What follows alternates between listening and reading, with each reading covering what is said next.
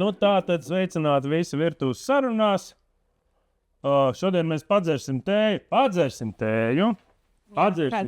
Mēs šodien padzersim tēju par vairākiem šoviem un ziņām, kas satur šovu elementus, vai ne? Tā var teikt. Paldies, Megi. Tā varētu teikt, jā. Nu, mēs esam pārdzīvojuši 13. piekdienu, vēl no piekdienu. Mēs esam pārdzīvojuši Valentīnu dienu, un nu pat bija arī Supernova. Vai tu skatījies? Es skatījos tikai tāpēc, ka tu man lieki paskatīties, un es paskatījos, kā to tanti sauc. Atveram. Nē. Es uzreiz kategorijas iebildu to tanti sauc Ramona Petrāviča. Tā ir deputāta Ramona Petrāviča, kas ir pieņēmusi skatuves pseidonīmu Atvara. Tad tev šķiet, ka viņas ir līdzīgas, ja? Jā. Nu, ko tu pa dziesmu saki? Nu, es pirmo reizi, kad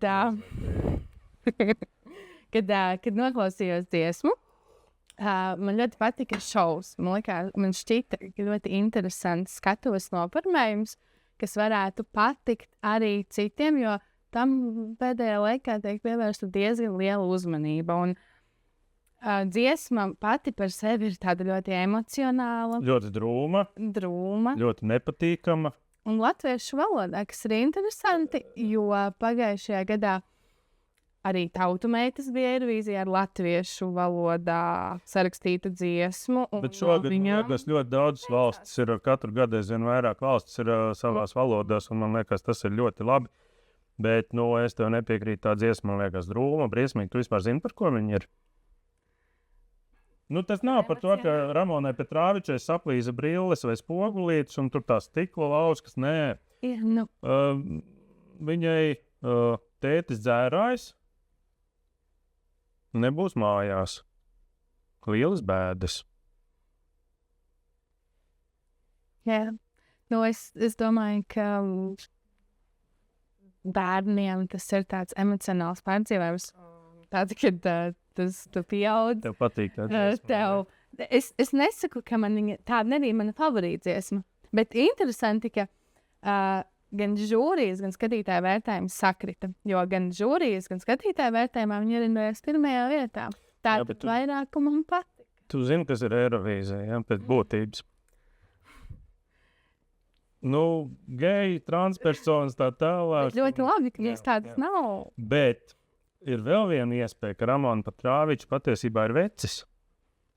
Un ka šī šova laikā viņam iznāks no skapja. Ko tu par tādu versiju? Es domāju, ka...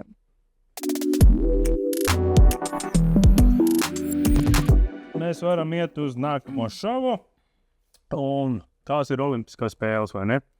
Jā, olimpiskajās spēlēs... Bet varbūt sākam ar to šova elementu, kas bija olimpiskajās spēlēs, un tad pie tās nopietnās sadaļas, ja? Jā. Vislielāko šovu, par lielāko šovu olimpisko spēļu atklāšanas ceremonijā parūpējās tāds Edgars Ragīnskis. Tagad visi zina, kas ir Edgars Ragīnskis, jo pilni sociālajie tīkli bija ar sašutumu pilniem ierakstiem. Kāpēc tas Edgars tur mulda? Ko viņš valstis nezina, sporta veidus neatšķir, par politiku nepārtraukt vārās un vārās tajā brīdī, kad notiek tas priekšnesums. Un izrādās, Edgars Ragīnskis ir komponists. Vienu dziesmu atradu, nebija slikta dziesma, bet, interneta atmiņā viņš ir ar citu kaut ko palicis. Viņš ir palicis ar to atmiņā, ka viņš ir parādījis skatītājiem tiešajā ēterā video pirkstu. Un video pirkstu viņš parādīja tāpēc, ka režisori viņam austiņās tajā brīdī ir teikusi: aizveries, mēs tūlīt ejam ēterā. Un tad viņš, būdams jau ēterā, parādīja to pirkstu režisoriem. Un tagad bija arī nepārprotam redzams, ka režisori viņam ausīs pastāst to, kādu intereses un rezonances vētru ir viņu uzstāšanās izraisījis. Jo uz to otru pusi pasākumā viņš tā kā noplaka, tā kā vairāk nekomentēja tik daudz. Un īstenībā tā sajūta, ka viņš komentēja, bija tāda, ka šitā reklāma. Kā tā reklāma ir pasaka kaut ko biznesīgu, jā? Iesaisties, pasaka kaut ko biznesīgu. Tur čāls neko nesaprot, viņš ir bezsamaņā, un tad viņam tur iekšējā balss saka, vai tā kā Homēram Simpsonam, kam tur mērkaķis tā sit šķīvis. Apmēram tā es iedomājos to Edgara Ginski iekšējo monologu šajā brīdī. Jā, nu jāatzīst, ka es neskatījos. Bet es redzēju tieši tā sociālajos tīklos, un tas man lika pievērst arī tam uzmanību. Un sociālajie tīkli ir tie, kur tu vienmēr uzreiz sapratīsi, ka tu kaut ko esi izdarījis nepareizi, bet Kreipāna pietrūkst. Bet Kreipāna pietrūkst, un to jau arī vairāk atzīst. Jo viņš ar lielu cieņu pret tiem sportistiem, pret tiem skatītājiem, viņš arī komentēja šīs te visas izrādes, pasākums, sporta. Tā arī ir pieredze un zināšanu bagāža, kas... Jā, bet kāds producents to izdomā, ka vajag, tagad uztaisīsim kaut ko pavisam dīvainu, pasauksim kaut kādu džeku, kas ko nesaprot, un paskatīsimies, kas notiek. Tas noteikti būtu tā, bet vēl trakāk, ja es komentētu. Vai jau mēs te nezinām komentēt, bet mēs jau tā kā neuzspiežam visiem. Jā, bet jau vairākas dienas vēl lielākā uzmanības centrā ir Ukraiņu skeletonista diskvalifikācija ķiveres dēļ. Tas par nopietno. Tas jau ir par nopietno, un kas ir interesanti, ka Zelenskis viņam ir piešķīris augstāko valsts apbalvojumu. Vai tu dzirdēji? Es nedzirdēju, bet es domāju, ka tas ir ļoti pamatot, jo, ja viņš būtu nobraucis par to Rēni, jo viņš ir kaut kādā 20-niekā, viņš nav tāds pirmā ešalona sportists, neviens arī īpaši tur nepievērst uzmanību, Ukrainas aizbrauc forši, lai veicās Ukrainim citreiz labāk. Tagad viņš ir šo spēļu uzvarētājs tiešām. Un viņš arī, Zelenskis, pasniedzot šo apbalvojumu, teica, ka medaļas ir svarīgas Ukrainai, medaļas ir svarīgas sportistiem, bet svarīgākais ir nepazaudēt to, kas tu esi. Un pateicās gan viņam, gan visiem, kas atbalstīja šo skeletonistu. Jā, bet nav arī skaidrs, pieņemsim, šajā situācijā, kas drīkst būt ir savus sportista redzējums. Kāpēc teiksim, tam slavam slēpotājiem, kāpēc viņam UVEX te ir? Jā. Tas ir arī kaut kāds vēstījums. Bet es šodien paskatījos tieši pirms mūsu sarunas, ar kādām ķiverēm tad tie skeletonisti startē Olimpiskajās spēlēs. Un tur ir dažni dažādi. Viņiem puikas kaut kādas, jā? Jā, tur bija apkopotas interesantākās. Mūsēji neiekļūst, diemžēl, starp interesantākajām ķiverēm. Tur bija gan dzīvnieki, gan visādi mītiski tēli un kas tik vēl nē. Bet jāsaka, ka arī šis mani pārsteidza un tā reakcija no organizatoru puses bija diezgan nožēlojama. Un to atzina arī mūsu Dainis Dukurs. Un viņš teica, ka viņam žēl, ka viņam ir tāda pati pasa kā tiem, kas pieņēma arī, kas piedalījās šī lēmuma pieņemšanā. Tur ir trāpī, ka tur ir tie latvieši arī, kas tur piedalījās, tur Dambergs, Gūts, Fogelis. Fogelis mazāk vairāk, viņš tur pa federāciju, bet tie divi džeki, stāstīt... saņemt milzīgu augu, sēdēt milzīgos amatos un stāstīt, ka šeit tu esmu nabadzīgs, tu neko nevar ietekmēt. Jā. Un zini, kā šitādi te nabadzīņi jau arī, paskaties, tas Ukraiņu deslidotājs, kas tagad konvertējies par Latvijas pilsoni. Tu kaut ko dzirdēji, ka Kuļišs būtu solidarizējies vai kaut ko mēģinājis sev virsū uzrakstīt tur? Nē. Viņš ir aizlaidies no iesaukšanas centra, nav aizgājis. Aizlaidies uz Latviju, kur viņam iedeva pilsonību. Tas viss, īstenībā viņš ir tā kā tie latvieši, kas tur aizliedz to ķiveru lietot, apmēram, es viņu tā uztveru. Viņi tikai cenšas, es pieņemu, ka viņi cenšas ievērot neutralitāti, bet tā, manuprāt, vairs nav neutralitāte, bet tā kā bailes aizskart agresoru. Es nezinu, viņi tā kā... Jā, to es nesaprotu, jo mēs laimīgi neredzam tos Krievus sacensībās, bet ko viņi tur dara? Kāpēc viņi tur ir pielaisti? Tie neitrālie sportisti, Šļokam bija tā izcilā karikatūra. mēs te metam bumbas tur, bumbas uz Harkovu, bumbas visu Ukrainu bumbājam, un tad mēs metam tur lidmašīnu ar neitrāliem sportistiem, jā, uz kortīm. Smieklīgi šitas te. Un par krieviem, piedod, bet vēl, ko viņi dara uz mūsu šosejām. Tās norādes, ko viņi dara Latvijas Republikas ceļiem.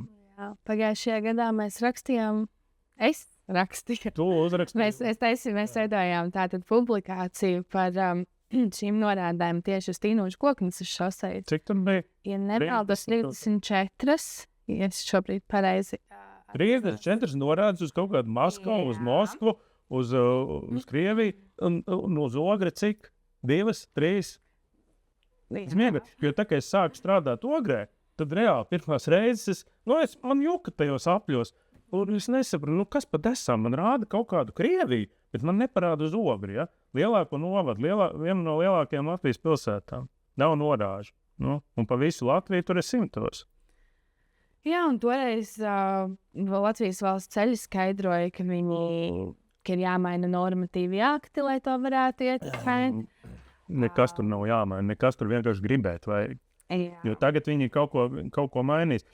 Un īstenībā es bišķi to virtuvi zinu, kā tas tur viss ir noticis, un tāpēc mēs arī diezgan ātri un operatīvi uzzinājām, ka tur ir tā viena zīme aizkrāsot un aizķelēt ciet, ko viņi atlika atpakaļ un fiksi notīrēja. Jā. Es arī pamanīju, ka brauc fotogrāfā. Bet šis ir tas gadījums, kad pilsoniskā grība tīrā veidā var kaut ko panākt. Jo mēs strādājam kā žurnālisti, politiķi tur pieslēdzās arī, teiksim tā, nezināmi entuziasti, kas bija gatavi šo te, mazo huligānismu izdarīt, jā, publisko. Un tagad mums ir cerība, ka to aizvāks, vai ne? Bet netrūkst arī cilvēks to neatbalsta, jo ieliekot Facebookā šo rakstu sociālajos tīklos, pirmais komentārs bija, es domāju, ka tas ir nepareizi, un tas nebija nekāds Vjačeslavs Ivanovičs, bet tas bija cilvēks ar ļoti latvisku vārdu un uzvārdu. Un arī mūsu vidū ir cilvēki, jā, kas baidās, tāpat kā Olimpisko spēļu organizatori, viņi baidās saglabāt savu nostāju, savu viedokli un klanās. Tie ir doni saucamie, tad viņi tur tagad gaida un tagad tik pamierīgi, un tad, tā kā apnāks, tad viņi tur ar puķēmies pretī, vai ne? Jā, jo arī nesen dzirdēju, izskanam tādu viedokli, ka Olimpiskās spēles jau nav Olimpiskās spēles, jo tur jau nepiedalās Krievu un Baltkrievu sportisti, un uz to es atbildēju, ka piedalās gan šogad. Kas tad tie tādi? Jā, tā ir īstās Olimpiskās spēles. Tas ir ļoti žēl. Man šķiet ļoti skumji, ka tādi cilvēki dzīvo starp mums.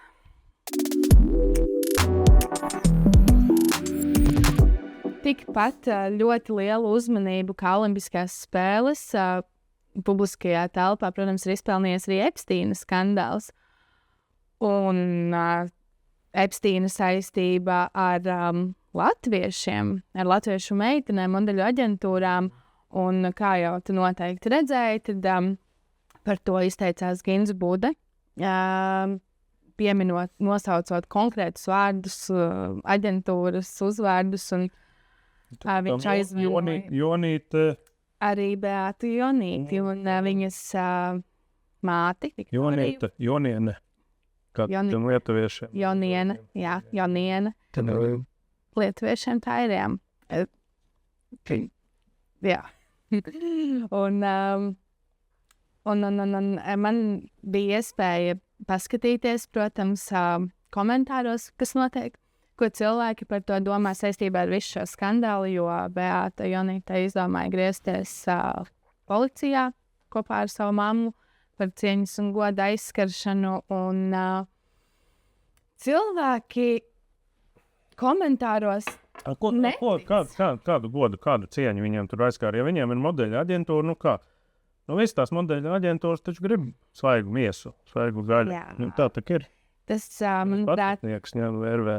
Jā, nu, tā tas bija noprotams pēc tur paustās informācijas, un arī tagad parādījās vēl jauna informācija, jauns video, kur redzama 15 gadus veca meitene tajos failos uzpeldēja, kur skaidri tā arī pasaka, ka man ir 15 gadi, es esmu no Rīgas, mans augums ir tāds un tāds, bet tā modeļu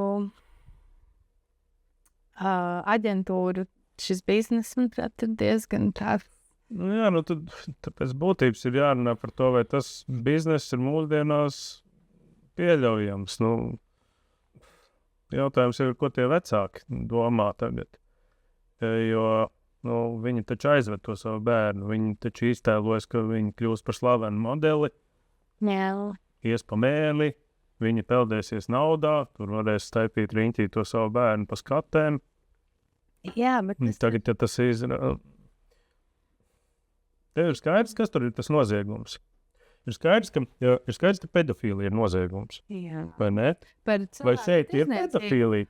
Jo šeit modes bizness tiek pielīdzināts cilvēku tirdzniecībai. Es tā saprotu. Jā, par to, ka tik Bet tas ir atklāts. meitenes. Nu, kā var? Nu, tā nav pornogrāfija. Un pat pornogrāfija nav aizliegta. Man nav skaidrs tas noziegums. Un tagad arī tas, kas notiek starptautiski, ka tagad katrs bez mazai, kas ir pazīnis Epsteinu, kur ir vienā bildē ar Epsteinu, nu tagad viņš noliks savus vieglās dienas, atsakās no amatiem, viņu visur izmet. Es atceros, katoļu baznīcai, katoļu baznīcai, cik ir tie seksa skandāli? Nu, nav taču tā, ka tagad visi katoļu baznīca ir aizslēgta, un tagad neviens tur kādu arhibīskapu pazīst, un tāpēc viss vairs nestrādāšu, vairs aiziešu mežā dzīvot. Jā, nu te man šķiet, ka ir tas iesaistīto loks ir krietni plašāks nekā par gadījumiem, kuriem tu mini. Es neuzskatu, ka tas ir mazāk nozīmīgs, tas ir tikpat nopietns un tikpat sodāms, bet nu jā, Epsteinam tur bija vesela impērija. Nē, bet tur ir runa par pedofīliju. Bet šeit kas ir noticis? Teiksim, Latvijas gadījumā, kur ir tas pārkāpums, arī tas, ko Buda pārmet? Kas ir noziegums sastāvs? Es to nesaprotu. Viņš... Tas, ka maza meitene iet uz mēles, tas ir tas noziegums? Nē, ka tur ir bijuši kaut kādi neatļautas darbības viņam notikušas. Nu, jau Jonīta vai Joniena tur... Ne tā kā es saprotu, ka ne viņas. Tas nebija tas, ko viņš teica. Viņš teica, ka lai vienkārši pajautājot, ka viņa mācēšot nosaukt vārdus, mācēšot pastāstīt vairāk. Bet gan šajā lietā, gan tajā, ko tu teici, manuprāt, ir tāda daudz dziļāka problēma Latvijā, jā, kā tu saki. Mums pašiem ir savi Epsteini, protams, kuru vārdi nav tik lieli un kuri to nedara tādā mērogā, bet kaut vai tikko izskanēja tas... ziņas par meiteni, kas 12 gadu vecumā nonākusi slimnīcā stāvoklī, kura tikusi seksuāli izmantot. Un šodien tas cilvēks ir apcietināts. Un man reiz bija iespēja parunāt ar psihoterapeiti, kādu rakstas saistībā par to, cik ļoti daudz šādu gadījumu ir Latvijā, par kuriem neviens nemaz neuzzina. Tas ir tikai tik maz, kas parādās publiskajā telpā, tik daudz līdz ziņām, līdz ziņu virsrakstiem nemaz nenonāk. Un tad man ir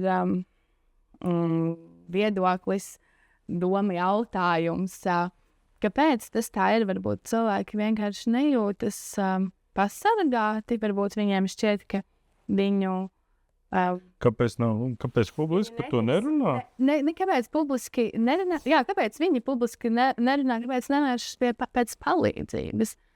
Bērni, jauni cilvēki, viņš ir atkarīgs no tā pieaugušā, kas viņu tur varo un sit un iebiedē, viņš var pie kā viņam vērsties. Jā, pie gadiem tur arī māca piever acis to visu, un starp citu mēs te atgriežamies pie tā Eirovīzijas dziesmas. Varbūt tā dziesma ir par to? Manuprāt, tas būtu tāds skaļš apgalvojums, bet mēs nekad nezinām, jā. Mēs nekad nezinām, varbūt tas ir par to, Bet, manuprāt, vispār te kaut kas būtu jāmaina vispār šajā visā procesā.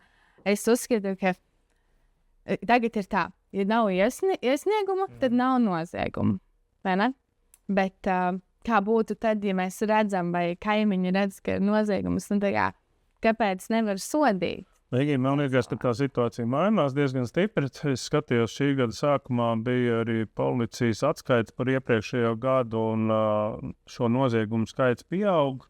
Šo noziegumu skaits var pieaugt tikai tad, ja cilvēki par viņiem runā. Es domāju, ka tā situācija uzlabojās. Vismaz par tiem gadījumiem, kur veča sievas daudz mājās, tā ir vardarbība ģimenē. Tas pats ir. Tik bieži ir tā, kad lasa ziņas, kad atbrauc policija pie vīra, kurš sit sievu, sieva neraksta iesniegumu, viņa aizbrauc projām, un viņi turpina sist savas sievas, jo sievas baidās, ka viņas vienkārši nostīs pēc tam.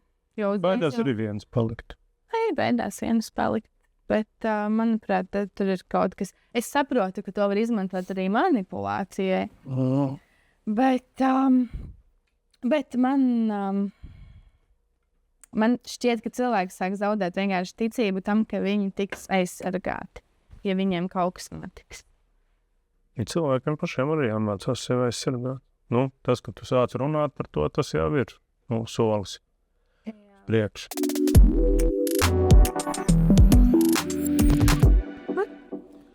Par vēja parkiem papļāpājiem. Es zinu, ka tev šī tēma nav sirdī tuva.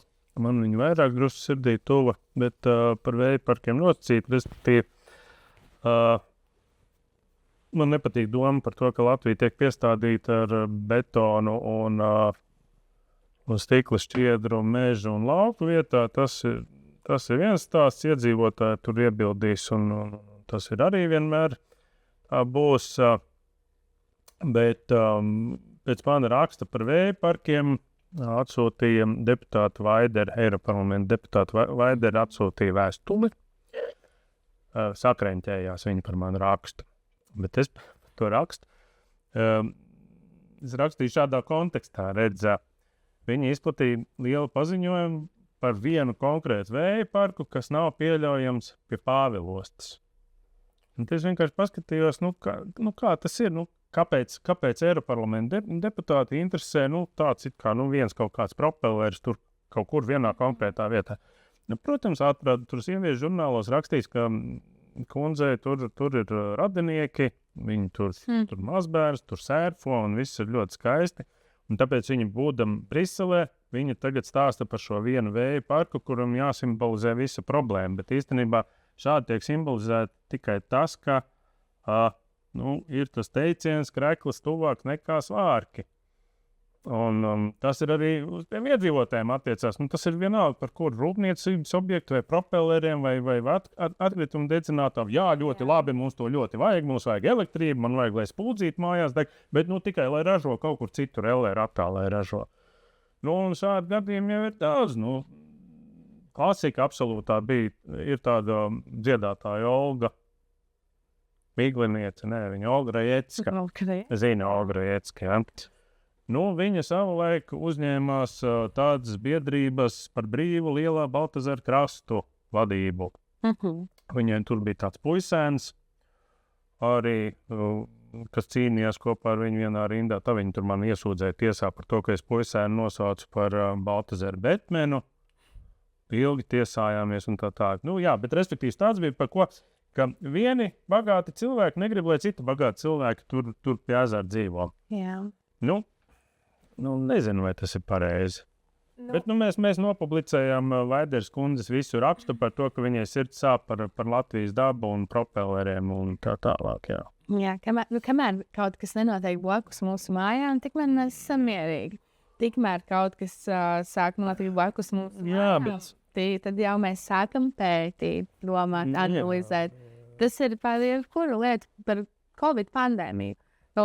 Tie, kas negribēja vakcinēties, tie atrada pētījumus, kuros parādās, kāpēc ir tik slikti viss, kāpēc to nevajag darīt. Tie, kas gribēja vakcinēties, tie atrada pētījumus, kāpēc tas ir tik labi. Tas pats par vēja parkiem. visticamāk, ja kādam no mums blakus gribētu kāds taisīt vai parkus, gan jau, ka mēs arī atrastu pētījumus. Es biju šitā situācijā, tā, ka es dzīvoju 7 gadus Tibetā, bet tur pie Piltenes, un mums tieši Kamārcē atnāca attīstītājs, un pateica, ka te būs vēja parks. To viss ciems vāca.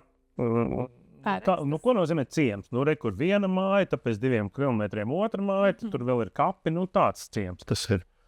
Es pie tiem kapiem dzīvoju, man tur un man sakot, tad bija tā, ka mēs vienīgā māja, laikam, kas to petīciju neparakstījām. Tāpēc, ka sākumā likās, ka varbūt, lai viņi tak vērt tur tos propellērus. Es nebiju iedzīvinājis nekas, bet tāpēc tam viss ciems, tie mūsu daži kaimiņi pārtrauc ar mūsu sarunāties, tad mēs sapratām, kā ātri jāparakstī, citādi nebūs labi. Parakstījām visu. Solidaritātes vārds. Jā, bija ciems solidaritāte mums, jā. Tāpat arī Garkalnē, kaut kur pie Garkalnes plānojas lesen lasīt, būvēt trasi ziemas, kur mašīnām braukt. Un tur jau arī kaut sieviete bija atbalstījuši šo ideju, un tad arī kaimiņi bija tā kā noskaitušies. Es īsti nesaprotu, kāpēc nevar braukāt pa trasi. Kas vainas autosportam, nesaprotu. Jo Rīgā tieši tāpat bija tas lielais skandāls, ka tur mēģināja biķernieku trasi vispār aizklapēt. Kāpēc? Vai arī Vecrīgā, kur aizliedz izklaides pēc 11. Jā. Es nezinu, vai tas ir adekvāti. Bet tagad jau arī vispār vairs nav nekāda laika ierobežojuma. Ja tu traucē kaimiņam jebkurā laikā, tas tāpat pret tevi var vērst. Nē, traucēt nevienam nevajag. Bet pabeidzot par tiem vēja parkiem, es vakar biju interesantās mācībās. Jā, zemesardzē mums bija mācības, bija aizsardzībai no masu iznīcināšanas ieročiem. Tad tur dažādas veidus apskatījām, un tajā skaitā tur arī par radiāciju bija runa. Un tad tas instruktors mums arī teica, ka šobrīd tā tieši kodolenerģētika varētu būt visdrošākais, viszaļākais un visefektīvākais enerģijas ražošanas veids. Jā, un ja tā padomā, tas būtu daudz labāk nekā apstādīt visu Latviju ar propelleriem un salikt tos, saules paneļi ir tāds pats, labi, neizteikšos rupji, bet, tur varētu iesēt labību. Labība droši vien ir laba. Kādiem miljonāriem forši biržā tirgot labību, viņiem var būt nauda. Bet tagad ir izdevīgāk tās te elektroganības taisīt. Es gribu par kļūdas labojumu izstāstīt. Avīzē mums ir sanācis ārkārtīgi apkaunojošs gadījums. Patiesībā nevis apkaunojošs, bet interesants gadījums. Ko es uzreiz nepamanīju? Neviens nepamanīja. Tāpēc, ka manu avīzi vispār neviens nelasīs. Brīžam apvainoju. Es lasīju, es pētīju visu. Jā, tā tu lasi. Bet tikai tāpēc, ka es tev pateicu. Respektīvi, mums ir brīnišķīga intervija ar Jāni Čubaru, mūziķi. Jā. Ogrēnietis, un tur būs koncerts uz Ogres jubilē. Ogres jubilē jau ir bijusi, viņa ir nopīna tā. Bet avīzes pieteikumos augšā tur ir Ieviņa bilde. Un ielikām Jāņa Čubaru vietā pie Jāņa Čubara citāta Ieviņa. Un es zinu, kā tas ir izveidojies fakti. Jo tur bija viena bilde, kurā Ieviņš ir priekšplānā. Bet te ir Jānis Čubars, un Jānis Čubars ir tas intervijas galvenais tēls. Bet pieteikumā lien tikai viens cilvēks iekšā. Un tad Andris, mūsu marketētais mākslinieks, viņš smuki paņem tuvāko lielāko figūru, pielikt pie Čubara teksta Jānis Čubars, kas tur mūzika ir visa mana dzīve un mūzika rulē. Kurš to pamanīja? Protams, to pamanīja tikai stundu pēc tam, ka mēs jau bijām tipogrāfijā un ka tur vairs neko nevarēja izdarīt. Es saprotu, ka arī Ieviņš var pateikt, ka mūzika ir visa viņa dzīve. Es tā pieļauju, ka viņš pat noteikti gribētu tā pateikt. Un arī tas bundzinieks tā gribētu pateikt. Bet vārdu sakot, tur būs sanāca tāds kāzus. Bet nekļūdās tikai tie, kuri neko nedara. Jā. Ja tevi tas nomierina. Uz šī brīnišķīgās nots, es domāju, mēs arī varam beigt. Paldies, Mīļa, tev! Paldies tev!